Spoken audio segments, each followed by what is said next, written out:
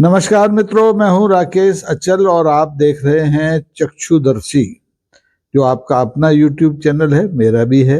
अगर आप इस पर पहली बार आए हैं तो आपसे अनुरोध है कि इसे आप सब्सक्राइब कर लीजिए, नोटिफिकेशन का बटन ऑन कर लीजिए ताकि आपको समय समय पर हर नए एपिसोड की सूचना मिलती रहे। दोस्तों, आपको मालूम है कि आजकल रूस के राष्ट्रपति व्लादिमीर पुतिन हमारे भारत के दौरे पर आए हैं। 30 घंटे का भारत का दौरा है, बड़ा महत्वपूर्ण दौरा है।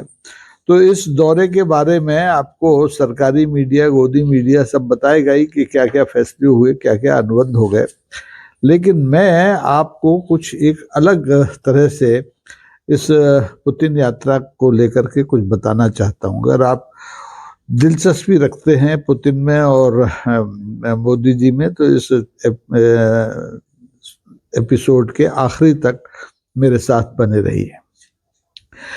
आजकल देखिए, जो व्यापारिक संबंध है, अंतर्राष्ट्रीय संबंध है, भारत पर जो दबाव है, और भारत और रूस, पुराने संयुक्त रूस जो संयुक्त गणराज्य था, USSR था, उसके और भारत के जो संबंध हैं उनके परिप्रेक्ष्य में क्या आपके दिमाग में ये सवाल कभी कौंधा कि रूस के जो राष्ट्रपति हैं व्लादिमीर पुतिन, वो कहीं हमारे भारत के प्रधानमंत्री नरेंद्र मोदी के लिए प्रेरणा का स्रोत तो नहीं बन गए हैं, वो प्रेरक तो नहीं बन गए हैं?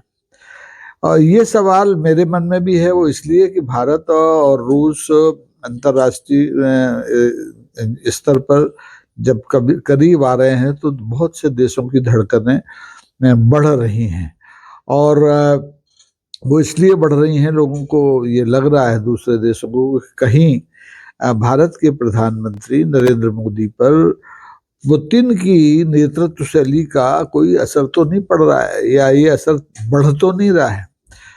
दरअसल बहस ये है कि क्या पुतिन का अनुभव, उनकी नेतृत्व की शैली मोदी के राजनीति के लिए प्रेरक तत्व बन रही है। फिर से सवाल दोहराता हूँ कि क्या पुतिन का राजनीतिक अनुभव और उनकी नेतृत्व शैली, उनके निर्णय लेने का तरीका, क्या मोदी जी की राजनीति के लिए प्रेरक तत्व बन रहा है? तो आइए इस पर सबसे पहले नजर डालते हैं। पहले हमें पुतिन के बारे में जानना होगा, तब हम मोदी जी के निर्णयों की उनसे कुछ थोड़ी बहुत तुलना कर सकते हैं।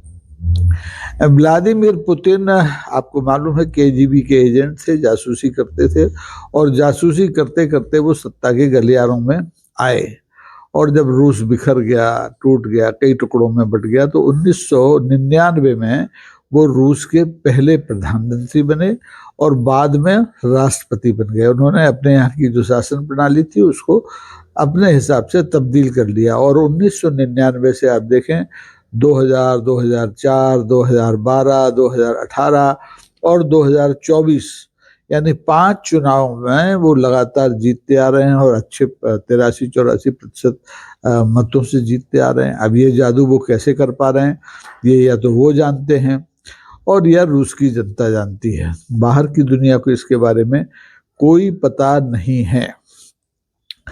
अब दुनिया में मेरे ख्याल से पुतिन जैसा इतना लंबा कार्यकाल करने वाला कोई दूसरा नेता है नहीं। मेरे ख्याल से शी जिनपिंग भी नहीं है, और अमेरिका में तो वैसे ही 4 साल में राष्ट्रपति बदल जाता है, अगर लगातार जीते तो 8 साल रह सकता है। लेकिन पुतिन 2099 से 2025, यानी कितने साल हो गए आप देख लीजिए, 26 साल से लगातार सत्ता में है, और इसके पीछे उनका अनुभव है, उनका सत्ता और शक्ति, संगठन और दुनिया के बीच में संतुलन करने का कर्तव्य है। अब मुझे लगता है कि हमारे जो भारत के प्रधानमंत्री हैं माननीय नरेंद्र मोदी, वो भी पुतिन की तरह सत्ता में लगातार बने रहना चाहते हैं और कठोर निर्णय लेकर बने रहना चाहते हैं। शायद उन्होंने पुतिन को अपना रोल मॉडल बना लिया है, और जिस ढंग से कल हवाई अड्डे पर पुतिन की उन्होंने गलबहियाँ ली हैं, उससे आप अंदाज लगा सकते हैं कि मैं जो कह रहा हूँ उस बात में थोड़ा बहुत दम है। आप देखिए, पुतिन ने 2020 में अपने हिसाब से अपने देश का संविधान बदला और राष्ट्रपति पद पर 2036 तक बने रहने की जुगाड़ कर ली। दुनिया इसे पावर मॉडल कहती है और हमारे मोदी जी भी एक तरह से हिंदुस्तान के पावर मॉडल बनना चाहते हैं।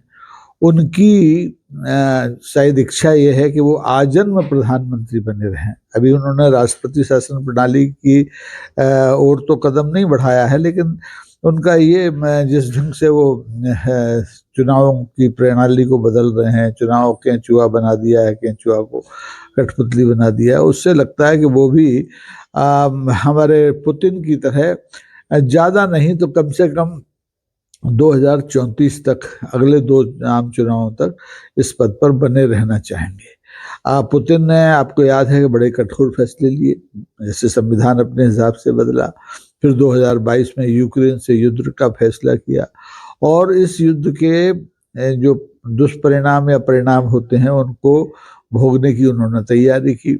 अपनी कूटनीति से वो इस युद्ध को अभी तक जारी रखे हुए हैं। तमाम दबावों के बावजूद इस युद्ध को रोकने के लिए अमेरिका ने भी बहुत कोशिश की, भारत के प्रधानमंत्री ने भी कोशिश की, लेकिन वो अपने निर्णय से टस से मस नहीं हुए। ऐसा ही कुछ कुछ लगता है कि भारत के प्रधानमंत्री भी करते हैं। शायद उसके पीछे पुतिन की प्रेरणा हो।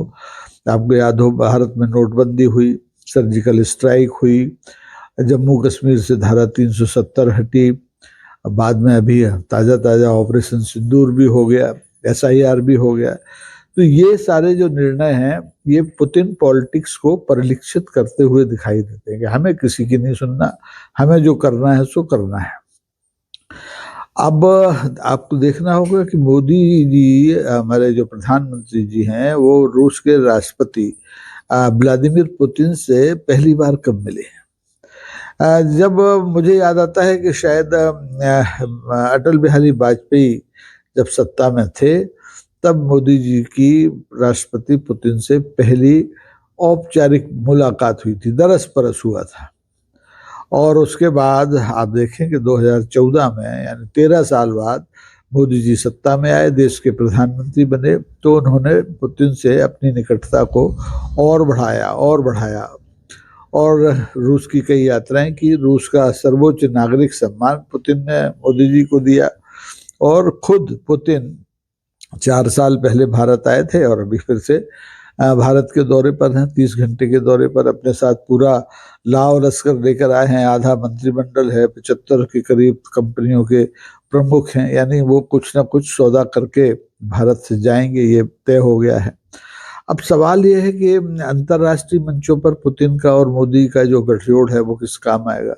तो ये हमने देखा कि SCO की बैठक हो, चाहे ब्रिक्स की बैठक हो, भारत और रूस एक दूसरे के साथ खड़े नजर आए और आज ऐसा लगता है कि रूस और भारत का ये गठजोड़ जो अंतर्राष्ट्रीय दबाव है भारत पर, उनको देखते हुए ज़्यादा महत्वपूर्ण हो गया है।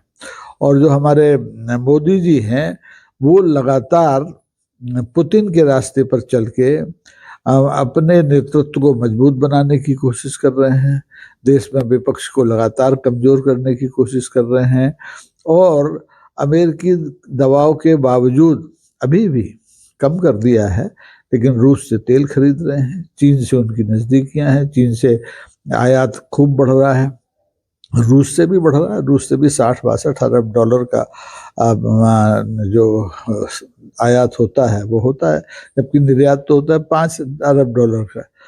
5 अरब डॉलर में कितना होता है, ये अंडे ले लो, मछली ले लो, आलू ले लो, और भारत के पास कुछ है नहीं।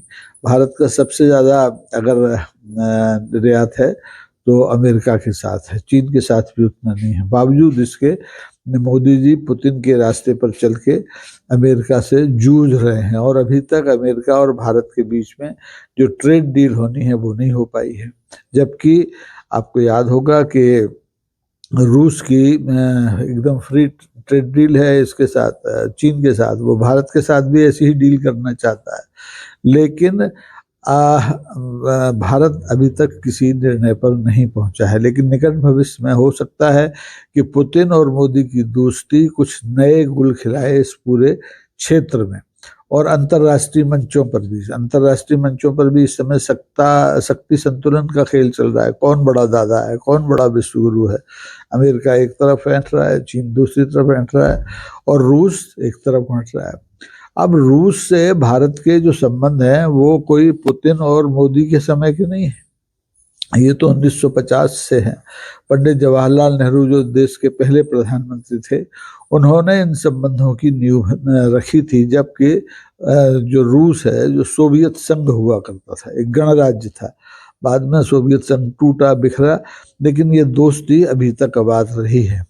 खास तौर पर हमारे लिए रूस की दोस्ती सामरिक रूप से क्षेत्र में बहुत महत्वपूर्ण है। रक्षा सौदे हमारे वहीं से होते हैं। हथियार हमारे एक जमाने में 60% तक जो हथियार भारतीय सेना के पास थे वो रूस से लिए जाते थे।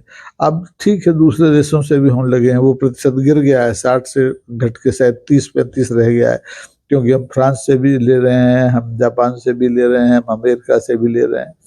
बावजूद इसके मैं फिर वहीं उसी मुद्दे पर लौट के आता हूं कि क्या व्लादिमीर पुतिन राष्ट्रपति रूस के, भारत के प्रधानमंत्री श्री नरेंद्र मोदी के लिए रोल मॉडल हैं या नहीं हैं।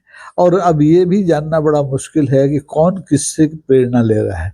मोदी पुतिन साहब से प्रेरणा ले रहे हैं या पुतिन साहब मोदी जी से प्रेरणा ले रहे हैं, क्योंकि दोनों की अपनी राजनीति एक विचित्र किस्म की है। दोनों राजनीति को अपने ढंग से मोड़ रहे हैं। वो जनता की अपेक्षाओं के अनुरूप उसमें परिवर्तन हो रहा है या नहीं हो रहा है, ये अलग मुद्दा है। सबसे बड़ी बात यह है कि अभी दोनों ने मिलकर के दुनिया में सत्ता में रहते हुए एक ही छवि बनाई है कि दोनों मजबूत नेता हैं, स्ट्रांग नेता हैं, अपने ढंग से राजनीति करते हैं, किसी की परवाह नहीं करते, न देश के राजनीति के या देश के विपक्ष की, देश के विरोध की, और न अंतर्राष्ट्रीय विरोध की। तो ऐसे जो नेता होते हैं वो विरले होते हैं।